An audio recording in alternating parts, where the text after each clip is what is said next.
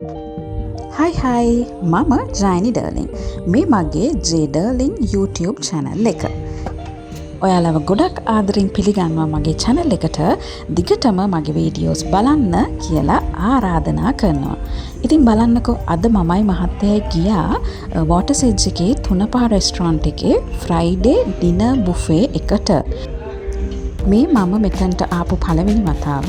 මගේ මහත්තයා නම් කලින් මෙතනින් කෑම කාලා තිබුණා. ඒක නිසා තමයි යා වෙනසකටත් එක්ක තුනපහ රෙස්ටොරන්ට් එකට කෑමට යමු කියලා කිව්වේ. ඉතින් මෙතන තියෙන්නේ ඔක්කොම සිංහල කෑම. ඒ කියන්නේ අපේ කෑම තමයි තියෙන්නේ. විවිධ බත් වර්ග, ඒත් එක්කම මාළු, මාස්, පොලොස්, කොස්, එක අච්චාර වර්ග, ඒත් එක්කම මඤ්ඤොක්කා, බතල වගේ දේවල් වලින් චිප්ස් හදලා තිබුණා. ඒත් එක්කම එළවලු රොටි, පොල් රොටි, පාන්, පිට්ටු, දියාප්ප වගේ දේවලුත් ගොඩක් තිබුණා.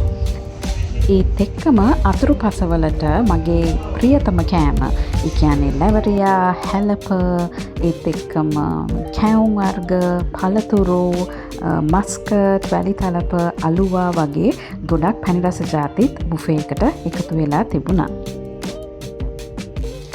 ඔයාලත් ආසාවෙන් ඉන්නවා නම් මේ තුනපහ රෙස්ටොරන්ට් එකේ කෑම රස බලන්න. අපි ගෙදර හදන කෑම වලට වඩා ඉතින් අපේම කෑම උනාට රස වෙනස්නේ. ඒක නිසා ගිහින් try කරලා බලන්න. ඉතින් මේකේ එක්කෙනෙක්ට වෙනවා net rate එක රුපියල් 6000ක්. ඉතින් කලින් reservation එකක් දාලා තමයි රෙස්ටොරන්ට් එකට යන්න ඕන. අපි ගියේ Friday night එක හින්දා entertainment පැත්තටත් ගොඩක් දේවල් තිබුණා.